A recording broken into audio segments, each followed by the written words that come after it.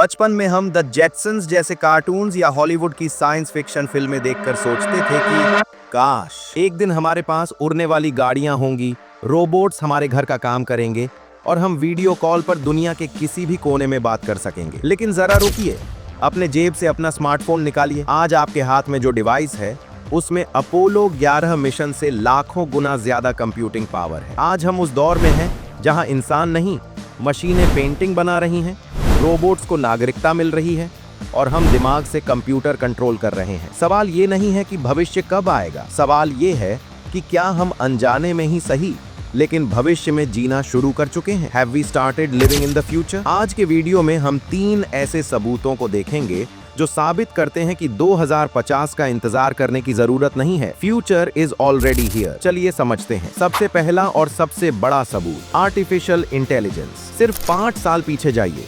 अगर मैं आपसे कहता कि आप कंप्यूटर को सिर्फ एक लाइन लिखकर देंगे और वो आपके लिए एक पूरी फिल्म बना देगा या एक गाना कंपोज कर देगा तो आप शायद मुझ पर हंसते। लेकिन आज जेनरेटिव एआई ने इंसान की क्रिएटिविटी की परिभाषा बदल दी है। पहले हम मानते थे कि मशीनें गणना कर सकती हैं लेकिन सोच नहीं सकती। आज एआई कविताएं लिख रहा है, कोडिंग कर रहा है और डॉक्टर से बेहतर बीमारी डायग्नोज कर रहा है। यहाँ तक कि अब सच्चाई और एआई के बीच का फर्क मिट चुका है। डीप फेक्स इतने असली हैं कि अपनी आंखों पर भरोसा करना मुश्किल हो गया है। ये वो तकनीक है जो 10 साल पहले सिर्फ जादुई लगती थी। हम एक ऐसी दुनिया में हैं जहां आपका डिजिटल असिस्टेंट आपसे बेहतर आपको जानता है। दूसरा सबूत, बायोलॉजी और टेक्नोलॉजी का मिलन। दोस्तों, क्या आपने न्यूरालिंक के बारे में सुना है? हाल ही में एक इंसान ने सिर्फ अपने दिमाग से सोचकर कंप्यूटर पर शतरंज खेला। ये कोई फिल्म का सीन नहीं है, ये 2024 से 25 की हकीकत है। हम उस दिशा में बढ़ रहे हैं जिसे वैज्ञानिक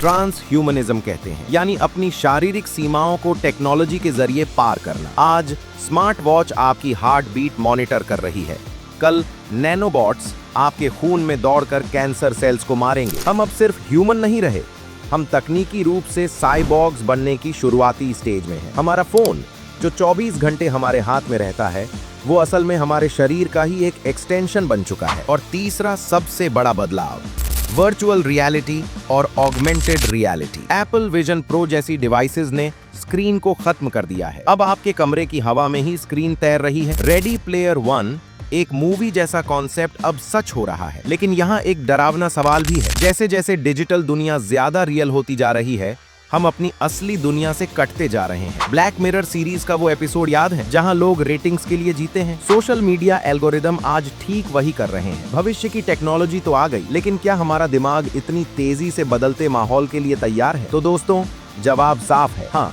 हमने भविष्य में जीना शुरू कर दिया है। वो उड़ने वाली गाड़ियां शायद अभी ट्रैफिक में नहीं दिखती, लेकिन ड्रोन डिलीवरी और सेल्फ ड्राइविंग कार्स आ चुकी हैं। हम इतिहास के उस मोड़ पर खड़े हैं जिसे सिंगुलैरिटी कहा जाता है, जहां बदलाव इतनी तेज होता है कि हम अंदाजा भी नहीं लगा सकते कि अगले 5 साल कैसे होंगे। ये भविष्य जितना रोमांचक है उतना ही डरावना भी। टेक्नोलॉजी एक दोधारी तलवार है। ये कैंसर का इलाज भी ला सकती है और प्राइवेसी खत्म भी कर सकती है। अब जिम्मेदारी हम पर है। क्या हम इस टेक्नोलॉजी का इस्तेमाल अपनी जिंदगी बेहतर बनाने के लिए करेंगे या हम इसके गुलाम बन जाएंगे? अगर ये वीडियो इंफॉर्मेटिव लगा तो लाइक बटन जरूर दबाएं और भविष्य की ऐसी ही जटिल चीजों को आसानी से समझने के लिए चैनल को सब्सक्राइब करना ना भूलें।